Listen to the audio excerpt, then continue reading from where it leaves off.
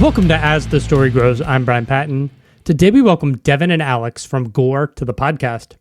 Gore released their debut EP, A Bud That Never Blooms, back on October 24th with Spinefarm Records. The guys discussed the humidity in Texas, how Gore came together, the band's visual aesthetic, the desire to tour, and more. We had a lot of fun chatting together, and y'all hear it in this conversation. On top of that, I think Gore is a band with a big future ahead of them, so make sure you give the EP a spin. Thanks so much for checking out this episode of As the Story Grows. If you're brand new to the podcast, welcome. Thanks for listening. If you are not a subscriber, I would love it if you subscribe to the podcast on your podcast platform of choice. If you want to get more involved with the podcast, you can find links in our show notes or over at asthestorygrows.com to our Discord server. You can sign up for our mailing list, or you can become a Patreon member and get early access to every episode. Enjoy getting to know the guys from Gore.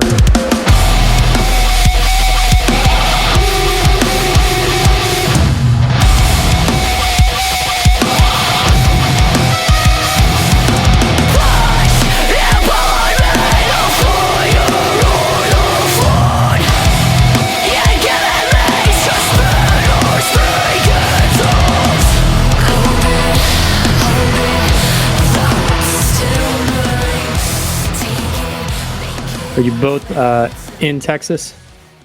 Nope. Nope. I'm in Michigan. Okay. I am in Texas, though. Okay. Is Michigan where you live now? I mean, you got a setup behind you. It looks like that's yeah. in residence. Yeah. Well, we'll start there. What took you to Michigan? This is where I grew up. Oh yeah. Yeah. Yeah. Okay. Did you go to like school in Texas, and that's how the band kind of came together? Or? No, Haley and I've been internet buds for a while. Okay. That's kind of how I got connected there. Yeah. Okay. Bios are... The only bio is the one that I saw. It was on the Spinefarm Records, and it just says the Texas group, and you're just like, okay, fucking. Yeah, it's like, yeah, whatever. Yeah. It's like 2/3 there, so like. yeah. Yeah. The by Democratic vote. Yeah. we're from Texas. Yep. Oh man, this is a tangent, but I interviewed an artist recently, and it's like I knew he was from Buffalo. His Bandcamp said he was in Los Angeles, but he was in like Missouri or something. And it's just like, okay, well, I just connect the dots for me. Yeah. I mean, it's been shifted. I think Haley's lived like 3 separate places in the past year. So it's just like, we don't know where we're from. You know? United States. There we go. United States. We're America's band. Yeah, America's band. Hell yeah. That's awesome. Well, Alex, where in Texas are you from, and where did you grow up? I am from Houston and was born and raised. Okay. In Houston. Yeah. Nice. It's humid as hell. Yeah. Well, it was so hot there. Yeah. I imagine I've like driven through Texas, which was like the longest drive of my fucking life. Because it was just the top part. I mean, if you look at the map, like the top part of the state, and it was just desert for miles, and you could see 5 miles down the road, and the scenery sucks. Yeah. Especially if you went through the Panhandle. Yeah, it's just nothing but desert. Yeah, it was great. So, what was growing up for you like? Well, Houston's actually like a very big city. It's one of the biggest cities in the United States. I used to always, whenever I was little, I used to always get this same question from out of towners. They're like, "Where are the horses?"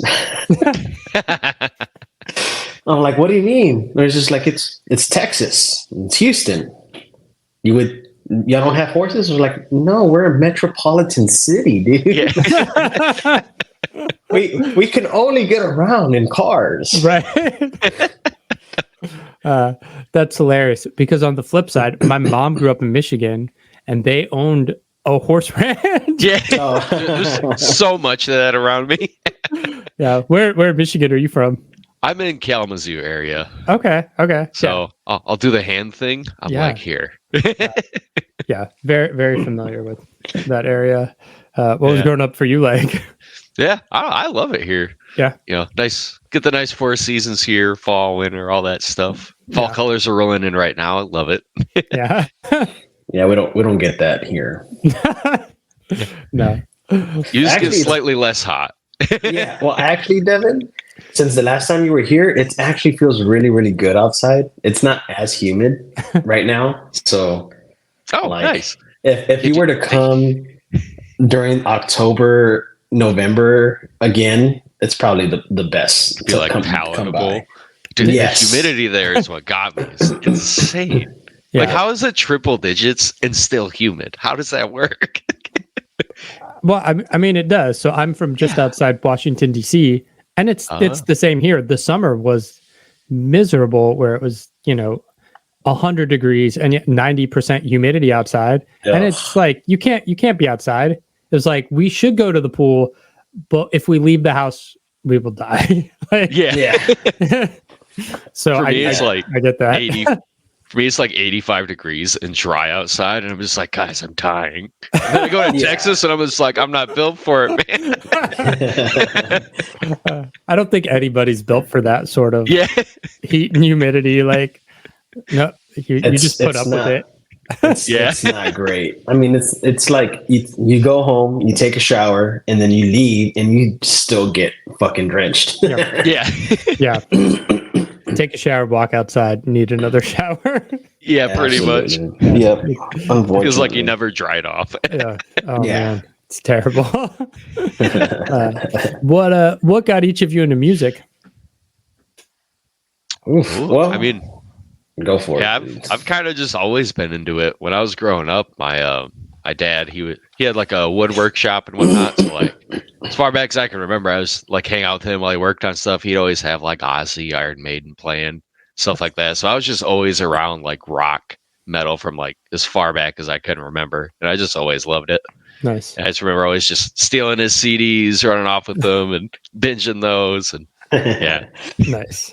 Yeah, for me, it's I didn't get into like music later on, like till I was like 12 or 13, going into high school, because that's whenever I learned how to play guitar at my high school, which was pretty awesome. And I just started like listening to music, Linkin Park, Limp Bizkit.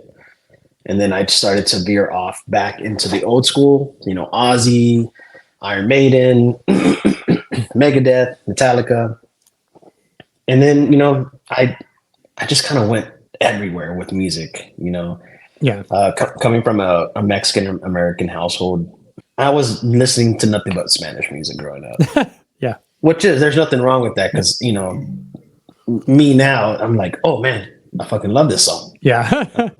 But yeah, that's kind of how I got started with music, is just like in high school, learning how to play guitar, and just literally that's all I did for like 6 months. Yeah. After I learned, after like 9th grade, I was like, this is my personality now, guys. Yeah. It was like 8th grade where like I actually got serious about picking up guitar. That's kind of how it went for me. I was like, this is it now. This is all I'm doing. Yeah. Myself and my brother, like all we would do is just learn riffs from like our favorite songs and stuff. Yeah. Like, hey, check this out. Like, we just learned this. Yeah. And it was just that for like a year. Yeah. That was probably a smarter route. Once I learned to play guitar, I was just like more interested in making up my own stuff. So it's like, people are like, oh, play something I know. And I can't. Like, yeah, I can play When I Come Around. Like I know those 3 chords. Like, yeah, I got some Green Day for you, but that's it. Yeah. Oh, I get that though. I never like really learned like I don't know that I really learned like a full song unless I had to. Riffs. Like I would just like learn a section and then it'd give me an idea and then I just like tangent over on something else. Yeah. Nice. I was really big into Trivium and Killswitch. Yeah. So I started like learning songs, like full songs from them, so that I can play it at the talent show. Nice. Yeah, I got no girls, but but I sounded good. I sounded that you're like, guitar will make me cool with the ladies, but not when you're playing sick kill switch riffs. Should have learned Wonderwall, dude. Yeah, I know, dude. Crash by Dave Matthews, that'd have done it. Learn some Nickelback songs. Yeah, there you go. Let's shift and talk about Gore. If you're Michigan, you said you've been internet friends with Haley. How did this band come together? So I saw she put out like a feeler. It was early last year. She was just looking for some people, and like we've been internet buds for probably coming up on 10 years, something like that. And so I was like, oh yeah, I'd love to throw my name in the hat. And so I did. Now I'm here, So yeah, it was kind of funny how it works out. Cause it's like, I think we met on like a shit posting group on Facebook or something like that. And it's like 10 years ago, you'd tell me like, hey, you'll be in a band with this person. I'm like, that's hilarious. Like, but like, no, that's just kind of how it worked out. It's kind of funny. Yeah. Alex, how'd you join the fray? So I actually met Haley through an acquaintance, through a friend actually. They were having like practice, and Haley was their vocalist. Like that was like her very, very first band that she ever joined in Houston. And since then, we would see each other at shows, and I would go support her in her other bands, support the homies in the local scene. And after my band broke up, I was looking for, I was doing things on the side as far as like musical aspirations. But when I found out that Haley was looking for musicians to start in a band, I was like, I got to put my name in the hat too. Yeah. And then I guess you could say everything else is history at this point. Yeah, because like, especially coming out the pandemic, so much of the world shifted online. Was there ever a point, Devin, where you're like, I'm going to have to move to Texas, or we're just like, we just file share and like, we'll just meet up for practice when we have to. Like, Alex is like, come to Texas. The thoughts kind of like crossed my head. I know work is here. Right. I'm paying the bills, but like I've thought about it, So I'm not sure. We'll see where the future takes me. But we'll see where the future takes you, Devin. Yeah, Alex is like signing a lease for me right now. Be right back, guys. Be right back. On another meeting. Pull up. There's a car out. Property meeting. I was talking to someone the other day though, and it was like, I remember when the Postal Service was first a thing, and how revolutionary that was, that they were like sending files to each other to create music. And it's like, that's how every band does it now. Like nobody, I mean, rarely people do it, but like rarely is like, is it 4 or 5 guys in a room jamming it out, trying to make it work. It's just like piecing your riffs with your sampled drums together and just like, yo, this is my idea. And it's like, that's sick. Only this part, and somebody else chops it up. Right. Like, I know it was funny because like when I track bass for like this EP that just dropped today, there's my plug right there.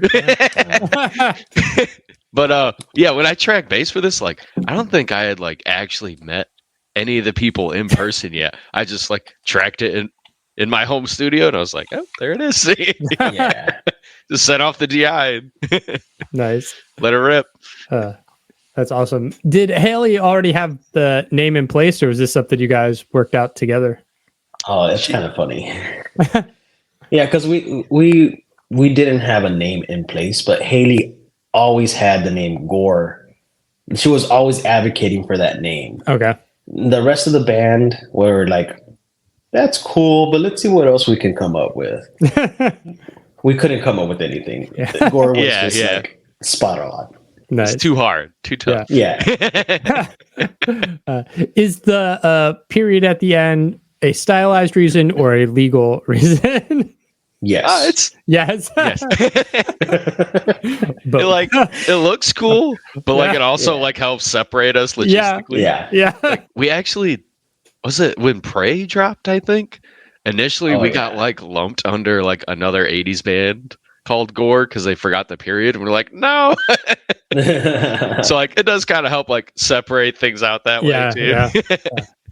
Yeah, and we're like we're not part of, you know, Gore whatever it was called. Yeah. Whatever that band was called. We're like Prey. It's like it was funny because like the difference between like the album art versus our album art was just like it was like what night and day. Yeah. I pick my head outside and watch the cops kill all my neighbors' kids. I wonder if things would be different if their parents had been rich. I shut the door 'cause I don't want their blood to stain my clothes. And as a gun goes off, I'll say that. When you guys started, was there a conversation about like stylistically what you wanted to do? I mean, both of you are wearing like pretty heavy band merch right now. Like that would not be categorized what Gore is. Was there a conversation of like what direction you wanted to take the band?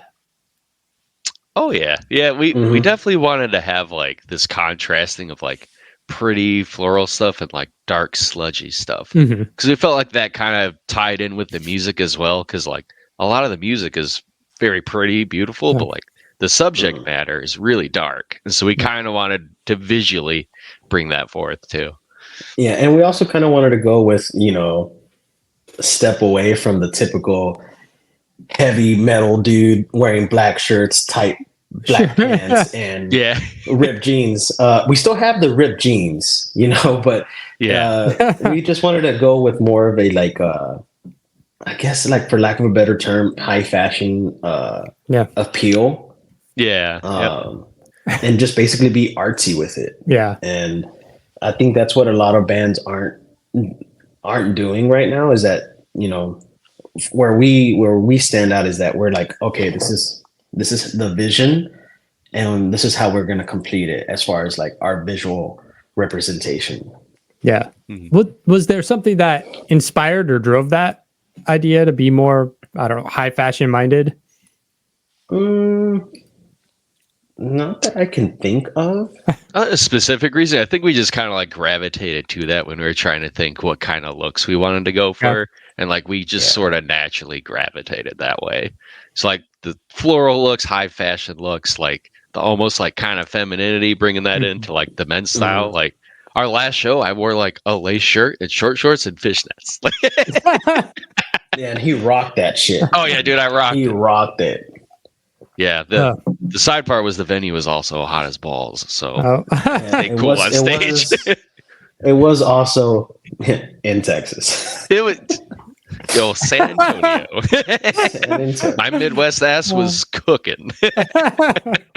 But remember, that venue did provide us with the green room, and that was literally a godsend. Saved our butt. Awesome. After our whole fiasco with hotels the night before, sleeping at a Walmart. It wasn't great. Oh man, it all worked out. It all worked out. How'd you guys get connected with Spinefarm? Oof. Oh man, I know that's a Haley one. I don't know if Darren got in contact with her. Yeah, I want to say that's right. Because so like whenever Prey dropped, we had a very awesome reception to that song. I think we hit like, don't quote me on this, but it was like 20 something K streams on the song within the first few weeks. Yeah, something like that. Yeah, something like that. And by the time it was January, I think we were already hitting 50. Well, we had that real pop off too. That sent us into 6 digits.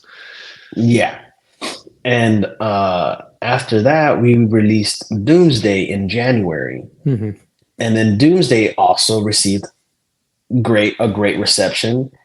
And I think from just like the social media, how we engaged the fans and stuff, especially how Haley engaged the fans, we got the attention of Spinefarm. Yeah. And Spinefarm was like, yo, this is cool. Yeah. We should we should work together. Yeah. Nice. Type thing, for lack of a better, comment. Yeah.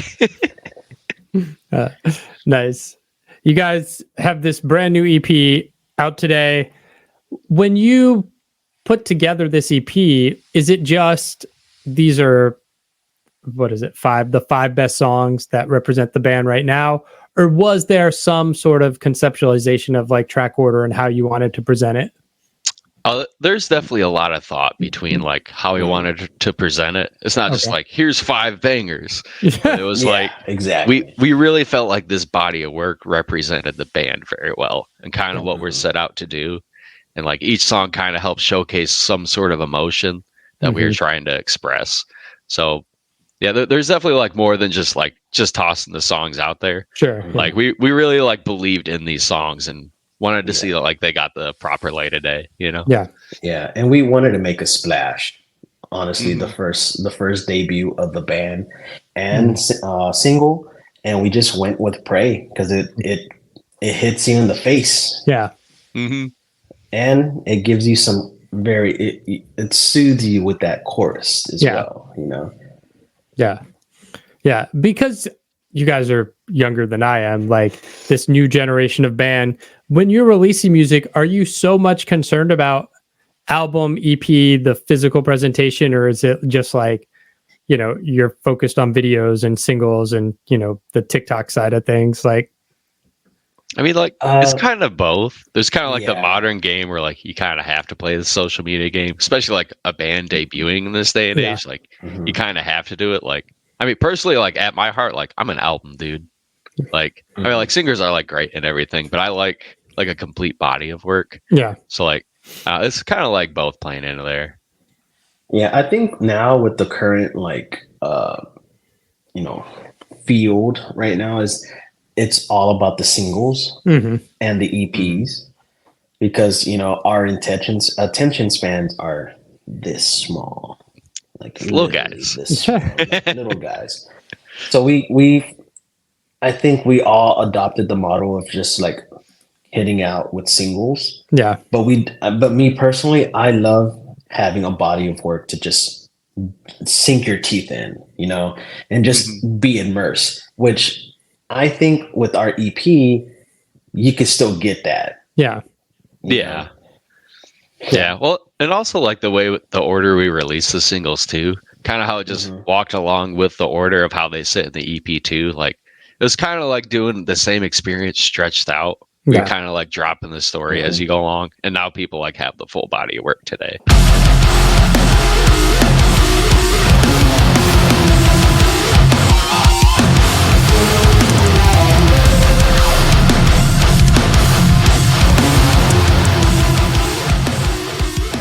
A Bud That Never Blooms. Where'd that title come from? Those lyrics in Pray. Those lyrics Haley wrote. Yeah. Yeah. Does that Haley's the one. She came up with it. Nice.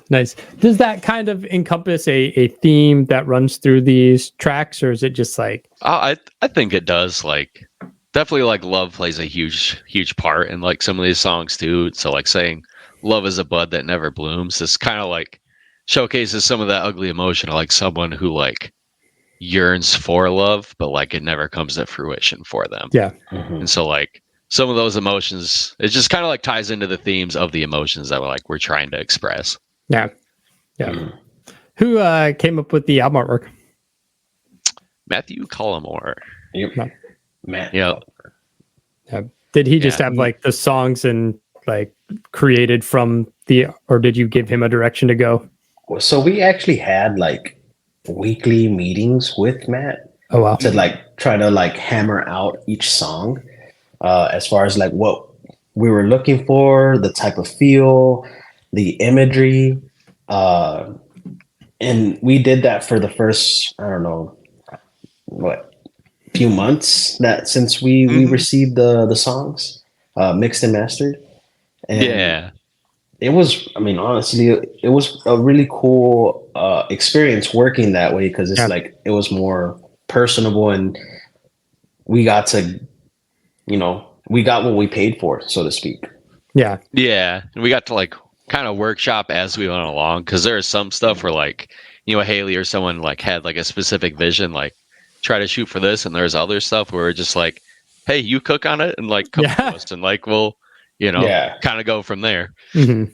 Is it more difficult these days? I don't think I've asked anybody this, like to try to think about artwork, not just for an album or EP, but for each individual single. You know, all the singles are usually getting their own artwork these days, or is it just like all tied into like the booklet and a whole theme in that way? For us, I think there's kind of like that overarching theme, because we also had visualizers for each song, and so like the artwork usually tied into our visualizers too. But I think say for like Bad Belongs, we had the music video, but so yeah, it all kind of like helps tie in there. Nice. Yeah, and plus it's an EP, so we were able to get away with that. Sure. Yeah. Having an artwork for each song. I believe whenever it's an actual, you know, when we do our actual album, it's going to be different. Yeah. I would have. Yeah. Like instead of, you know, doing like 14 of those or something crazy, whatever it ends up being. Yeah. EP is out today. What is the future looking like for you guys? Is it just now that the record's out, let it sit and kind of marinate with fans while you're waiting for the right tour opportunity to come up? Is it just diving into writing the next record already? That's a constant, right? Oh, yeah. Heavy into writing mode through the rest of this year. I mean, we've already been in writing mode. It's like these songs that we just like put out, we've been sitting on for over a year now. So we've definitely, we got stuff in the works. Definitely, we don't have any scheduled shows either, but definitely want to do more. So too much fun. Yeah. Yeah, we're currently just in writing mode, like Devin said. Yeah. We're just we've been sitting on these songs for too long before we actually release them. And we're just like, man, we're getting antsy, you know. Right. We gotta do more, man. And so currently we're in writing mode. Is the hopes to find a tour to latch onto next year? I know like post-pandemic, like touring has changed, and I guess the way music releases now, that has also influenced how people tour. And I mean, bigger bands, like I talked to August Burns Red, they're just like, they'd rather do the anniversary albums than like tour the cycles, right? Like like, well, they can do that, you know. They have, right. They have such a great career. You know, August Burns Red, Gore. Come on, man. Like, it's, dude, honestly, you're right that'd there. be so sick. I would do pointless karate kicks right now. Yeah, no. I guess like the future, like as far as touring, we don't know. Yeah, honestly, we really don't know what that's going to look like. But whatever it is, I can only speak for myself. I'm game. Yeah, I'm pretty sure Devin's game too. I just I can't speak for Devin, but no, dude, whatever it is, I'm pumped. Yeah. Is that something that's in conversation with the label? Like, it seems like labels put less pressure on like also having to get out there and tour because again, they're not spending the same amount of money they used to on artists. So they're not trying to recoup the same way. Yeah. Oh, they're definitely like pushing our name out there to see what they can get for us. Yeah. It's like they know we're like super eager to tour. Yeah. So, and they know that we're hungry. You know? Being a new band, we are pretty hungry. Yeah. And you know, whatever opportunity there is, we want to jump on it.